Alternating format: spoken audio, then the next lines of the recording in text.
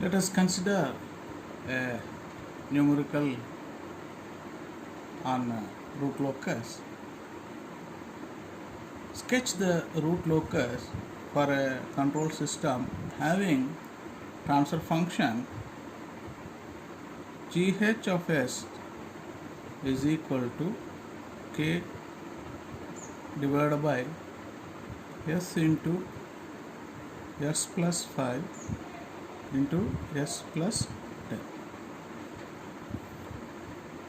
Now for this transfer function, let us try to draw the root locus and find out how stable the system is.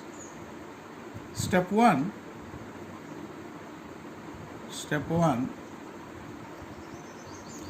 we need to have some general information regarding the number of poles, zeros and branches.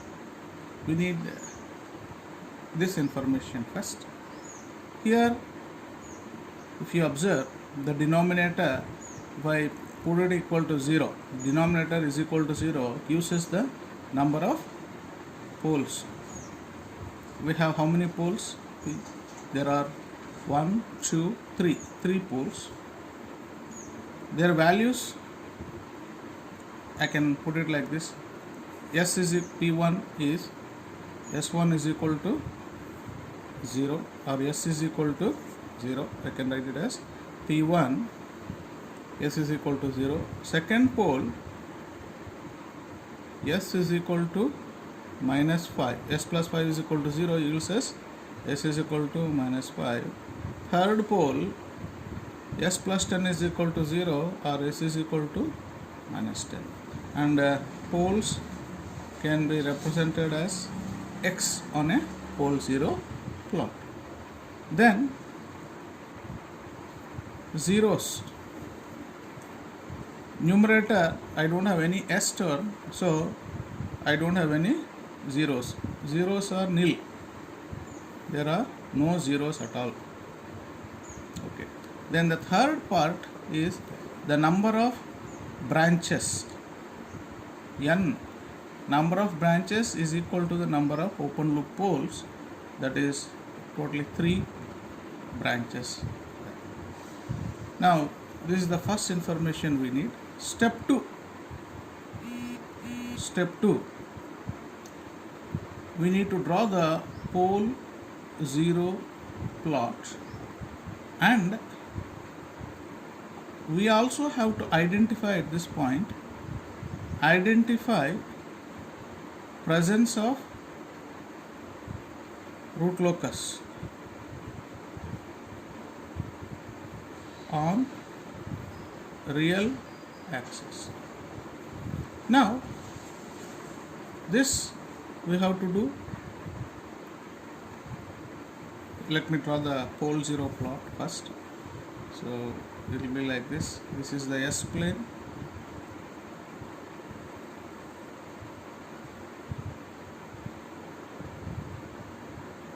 S plane, and poles I have to represent on the real axis here. This is the positive real axis, negative real axis, positive side of the imaginary axis, negative side of the imaginary axis. This is the origin 0, minus 1, minus 2, minus 3, and it will continue. So we need up to minus 10 on the negative real axis, because we have s is equal to minus 10, and 3 poles we have. One at s is equal to 0. This is the first pole, it is P1, and then second pole is at s is equal to minus 5. Put a x there. This is P2, and third pole is at s is equal to minus 10. This is P3. I have 3 poles. Now we have to determine which portion of the real axis is on the root locus for this, the procedure is like this. First we have to choose one of the roots. So extreme root I am choosing. We start with P1. To the right of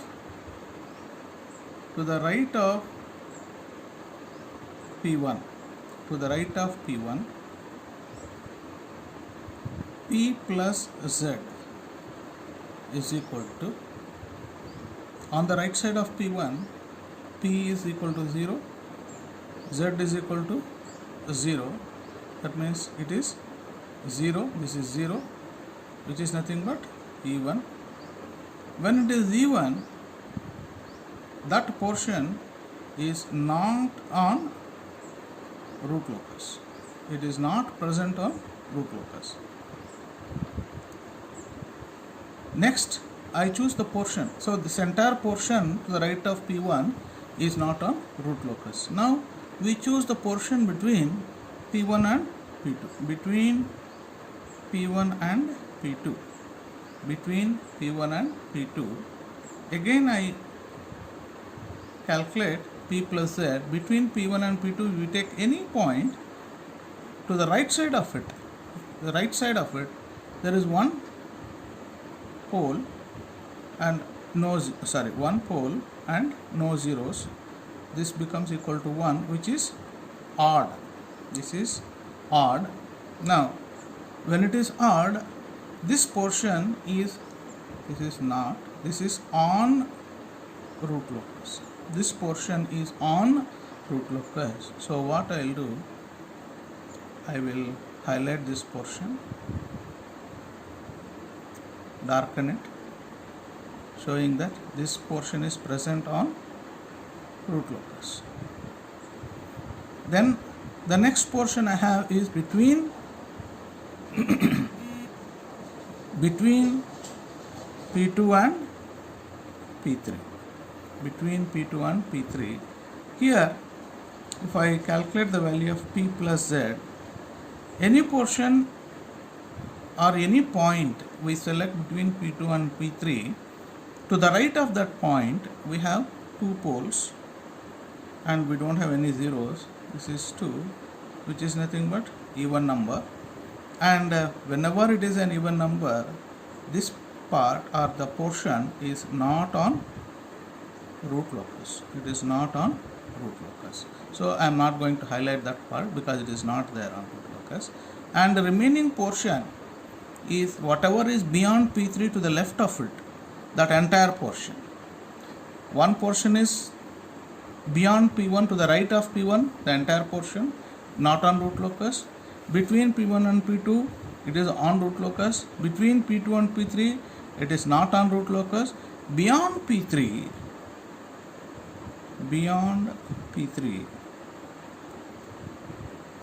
P plus Z is equal to, any point you take this side, to the right of it, 1, 2, 3. I have 3 poles and I don't have any zeros. So this is 3, which is odd. So it is on root locus. That means this entire portion beyond P3,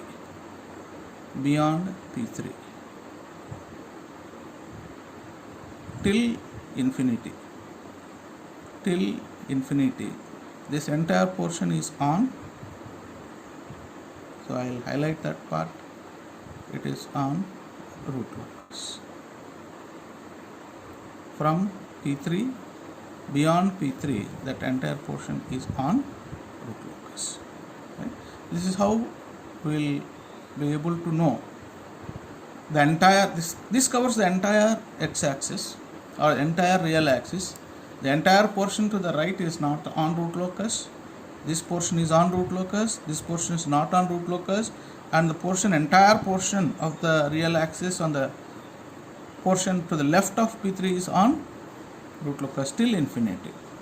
Okay. Then step 3. Now we need the information about the asymptotes, and as we already discussed, there are 2 parameters connected with the asymptote.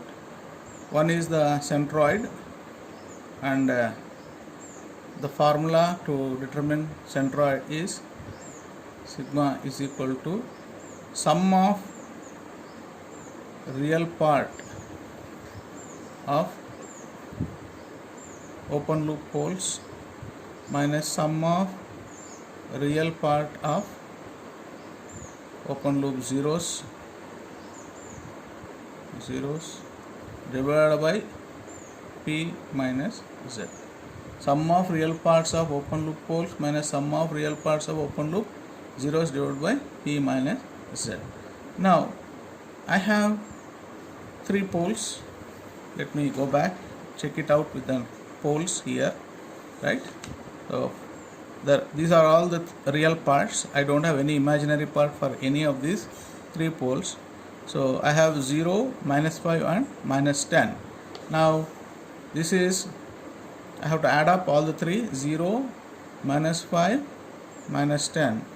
Sum of all the real parts of the poles minus, I don't have any zeros at all, so zeros, divided by number of poles. I have 3 poles and I don't have any zeros. So this will yield me minus 15 by 3. This is equal to minus 5. So at minus 5 I have my centroid. That means all three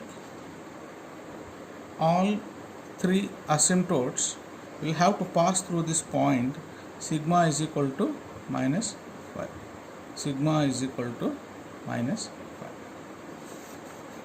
Now next part will take up B. Another information that we need is angle of asymptote. Angle of asymptote. Then how to find this? Theta is equal to 2q plus 1 into 180 divided by P minus Z. Here Q takes 3 values because we need 3 asymptotes, 0, 1, 2.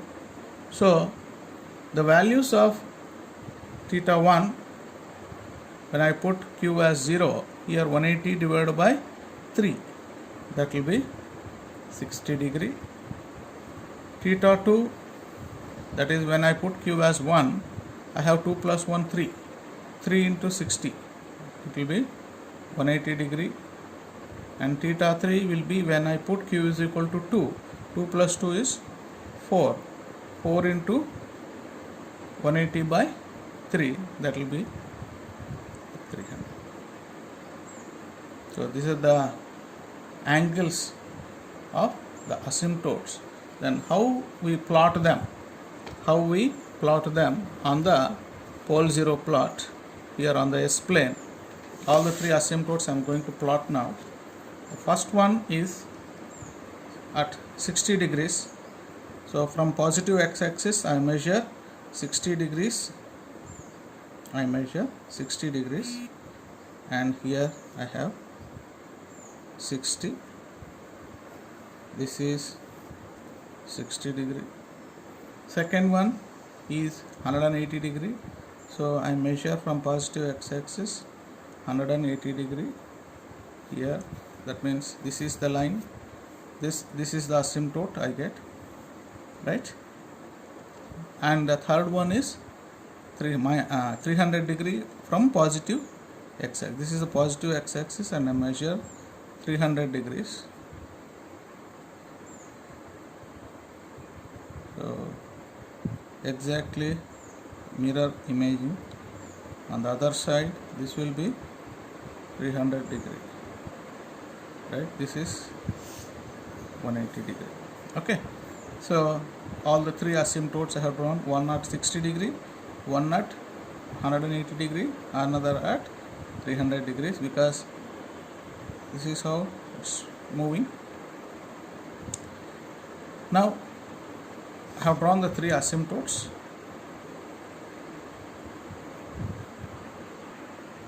Step 4,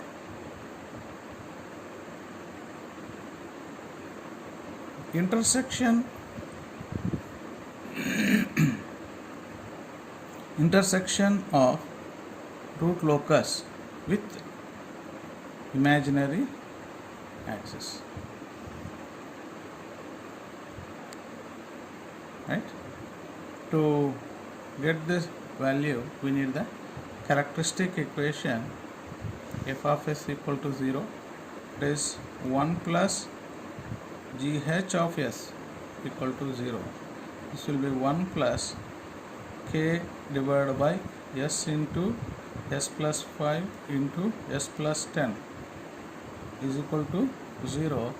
And if I solve it and put it in the proper fashion, it will be s cube plus 15s square plus 50s plus k equal to 0. That is the polynomial I am going to get in s. It is a cubic equation from which I have to get the Routh's array. The Routh's array I will form. We start with the highest power and we begin to descend: s power 3, s power 2, s power 1 and s power 0, and the coefficients are 1, 15, 50 and k, and the remaining elements we can obtain very easily. 15 into 50, that will be 750, minus 1 into k, minus k divided by 15 is the first element. Second element, I don't have any cross elements here. 0 and 0, 15 into 0 minus 1 into 0, anything divided by 15 as 0 by 15 will yield second element as 0. So second element is 0. And here whatever element is here, because here 750 minus k by 15 into k minus 0 divided by 750 minus k by 15, whatever element is present here, the same element will get here. So this completes determination of all the elements of the Routh's array. But for the stability of the system, as per the Routh's criteria, there should not be any sign change in the first column. All the elements should be positive. That means the value of all these elements should be greater than 0. So if I look at these two rows, at s power 0, that in that row I have one element as k, so this k should be greater than 0 for stability of the system. Second one is s power 1. In that row also I need to have this element 750 minus k divided by 15 should be greater than 0. And if we calculate the value of k from this, k should be less than 7, k should be less than 7. So I have a range of k for stability of the system, that it should vary between 0 to 750. And to obtain the location where exactly the value of the root locus cutting the imaginary axis, we need what is called as auxiliary equation. Auxiliary equation. And how do we obtain this auxiliary equation? Auxiliary equation is that equation or that particular row above the row of zeros when I substitute the value of k. So k, if I substitute as 750, we call it as k marginal. It is called as k marginal. If I put k k marginal as 750. 750 minus 750, this becomes 0. Other than s power 0, we have to select a row where it becomes a row of zeros. When I put k marginal as 750, so the row above that row of zeros becomes the row from which I have to create the auxiliary equation. So this will be, auxiliary equation will be 15 s square plus 1 s power 1 has to be omitted, then s power 0 into k. S power 0 is 1, 1 into k is k is equal to 0, and this k is nothing but k marginal. So when I substitute the value of k marginal as 750, then I get the value of s as s is equal to plus or minus 7.07 g. That means the value of omega, because this is j omega, the value of omega will be plus or minus 7.07. So the imaginary axis, the root locus cuts at plus 7.07 and minus 7.07. So how do we represent that? We have to write down the values here.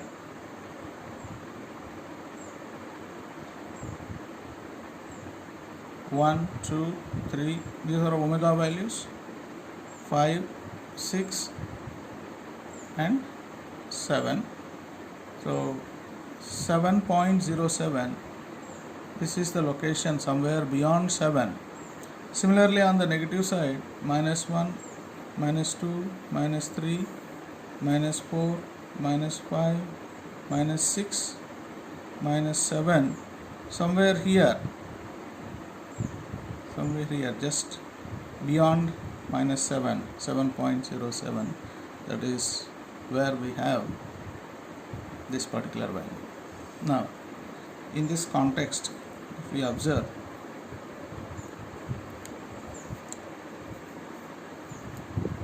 next thing, step 5, we need the breakaway point. We got the points where the root locus is going to intersect,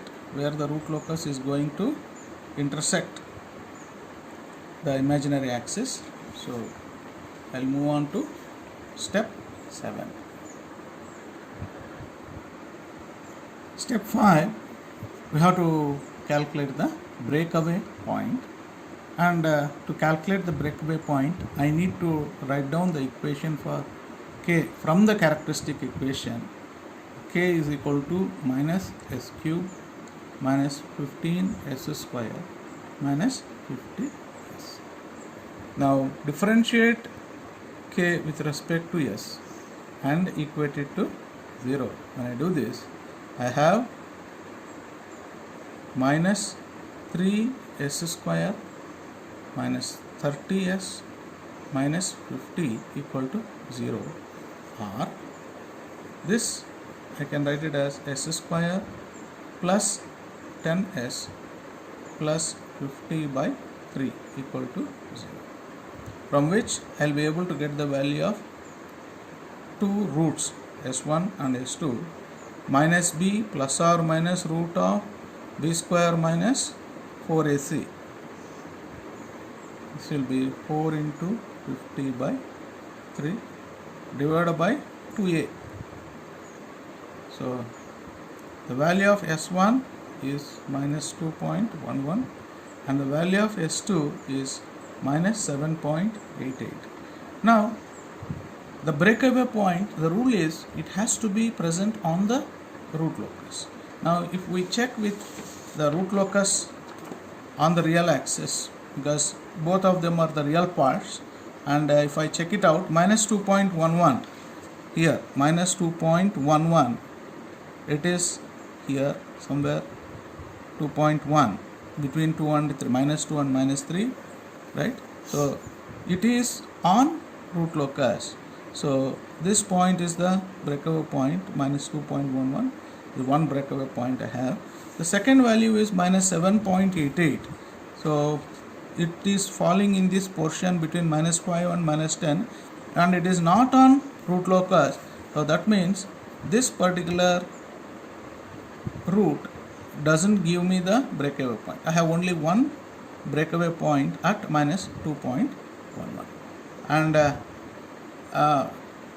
since we don't have complex conjugate poles or complex conjugate zeros, we will not be requiring to calculate angle of departure and angle of arrival, and whatever data we have calculated till here, with this data we will be in a position to complete the root locus.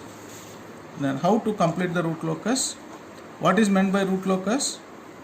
It is the locus or the path that is traced by the roots. And now, since the first root s is equal to 0, this is the first root. Second root is s is equal to minus 5. Third root is P3. Let me talk about the third root first. Now, there are three asymptotes, one at 60 degree, one at 180 degree, and one at 300. One of the poles or one of the roots should follow this asymptote. Three asymptotes for three roots, because I don't have any zeros. All three roots should be terminating at infinity. All three roots should be terminating at infinity. So P3, already I have the P3 going in this direction, and asymptote is also moving in the same direction. So asymptote is going to guide this root P3 to move towards minus infinity. So already this particular asymptote is guiding P3. So this is one locus I have for P3. The locus of P3 is moving in this direction along this asymptote at 180 degree. Right? Now that is one part. One asymptote is already guiding the root P3. Then I have to look at remaining two. So whenever we say breakaway point, at least two poles should meet at this point. So pole P1 is moving towards the breakaway point,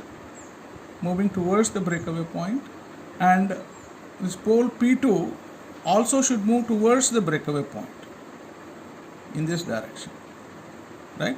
So this is, both are coming, joining at the breakaway point, and they have to break away.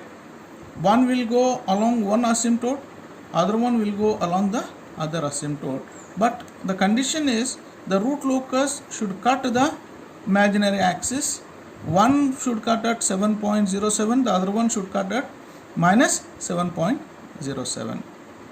So here I have one of the, I think I'll use a different color, this moving out perpendicularly. I'll move it out and then align it along the asymptote. So it is going to cut, so it's going to cut in this arc and then becomes parallel to the asymptote here. So this is the asymptote, and it will continue to go along parallel to the asymptote. It will continue to move till infinity, and I have the other part. This is about, I'm talking about P1. P2 is moving towards the breakaway point and breaks away in the other direction till it cuts 7.07 here. It's cutting 7.07. This is moving like this. This is moving like this. It will cut the 7.07, and the asymptote, this is the asymptote, parallel to the asymptote, it will move to infinity. From the point where it cuts the imaginary axis, from there, it parallel to the asymptote, it moves towards infinity. This is going towards infinity. This is also going towards infinity. This is also going towards infinity. Now, this is the root locus we have, right? Now, how can we ascertain the stability of a system using this locus? As already we observe here, k value we calculated here, it is falling between 0 to 750, so that system can be stable. That means system is stable. You can comment on step 6. Step 6, I make a comment on stability. Comment on stability. Comment on stability. System is stable when 0 less than k less than 750. So when I say 0 less than k less than 750, that entire root locus is inside, that is on the left half of S plane. Between 0 to 750, the entire root locus is falling on the left half of S plane. Then second statement I can make, if k is equal to 750, that is the marginal value of k, system is marginally stable. System is marginally stable.